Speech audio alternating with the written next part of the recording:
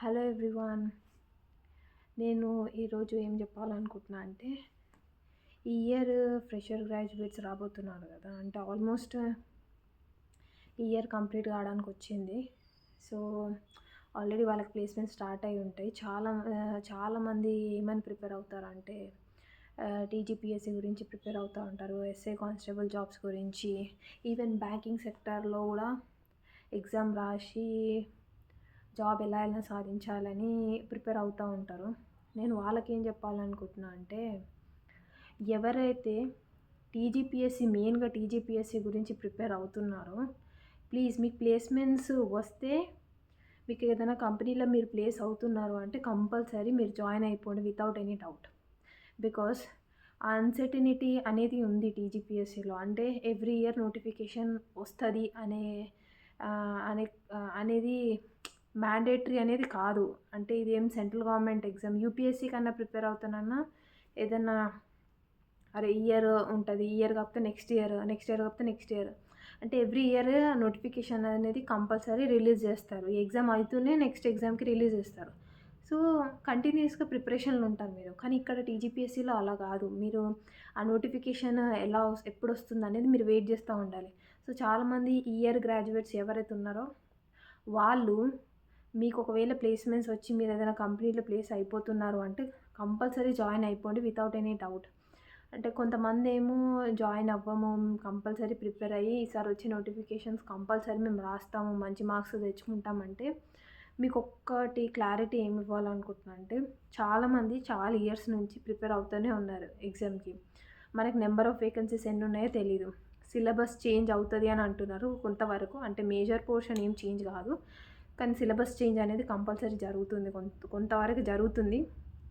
So మీరు మీతో పాటు ఉన్న స్టూడెంట్స్, అంటే మీ ఫెలో ఫ్రెండ్స్ ఎవరైతే ఉన్నారో వాళ్ళు జాయిన్ అయిపోతారు. కంపెనీలలో జాయిన్ అయిపోయి ఆల్మోస్ట్ 1-2 ఇయర్స్ వర్క్ చేసిన తర్వాత మీకు రియలైజేషన్ వస్తుంది మీరు ప్రిపరేషన్లో ఉన్నప్పుడు, నాకు ఈ జాబ్ వస్తుందా రాదా, అంటే ఈ ఎగ్జామ్ యాక్సెప్ట్ చేస్తారా లేదా. ఒక్కొక్కసారి ఏమవుతుందంటే అది మన చేతుల్లో ఉండదు. అంటే ఎగ్జామ్ పేపర్ లీక్ అవ్వడము, ఎగ్జామ్ క్యాన్సిల్ అవ్వడము, ఊకుకే ఎగ్జామ్ అనేది పోస్ట్పోన్ అవ్వడము, ఇలాంటివన్నీ జరుగుతూనే ఉంటాయి. ఇట్లాంటి మెయిన్గా స్టేట్ గవర్నమెంట్ ఎగ్జామ్స్లో ఇవన్నీ జరుగుతూనే ఉంటాయి.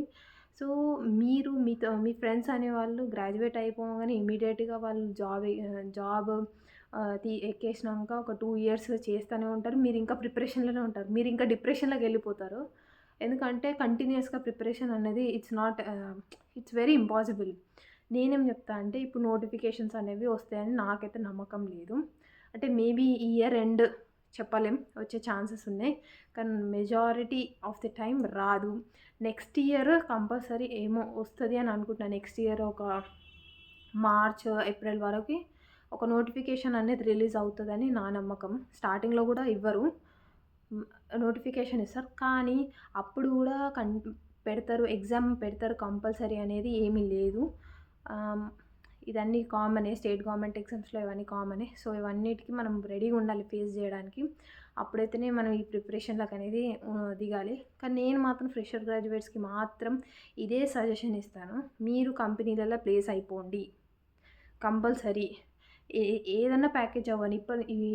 ఇప్పటి వరకు నేను చూసిన గ్రాడ్యుయేట్స్కి, నా ఇయర్ నుంచి అయినా కానీ, నేను గ్రాడ్యుయేట్ అయినప్పటి నుంచి అయినా కానీ, సో మినిమం ప్యాకేజ్ అనేది 3.5, 3.5, 4, 5, 6 ప్లస్ అనేది యావరేజ్ ప్యాకేజ్. సో మీకు కానీ ఈ ప్యాకేజెస్ వస్తే కంపల్సరీ ప్లేస్ అయిపోండి. ఎందుకంటే మీరు 21 ఇయర్స్కి ప్లేస్ అయితే 23, 24కి మీకు హైక్ అనేది ఉంటుంది. మీరు కంపెనీకి షిఫ్ట్ అయినా కానీ మీకు ఒక వాల్యూ అనేది ఉంటుంది.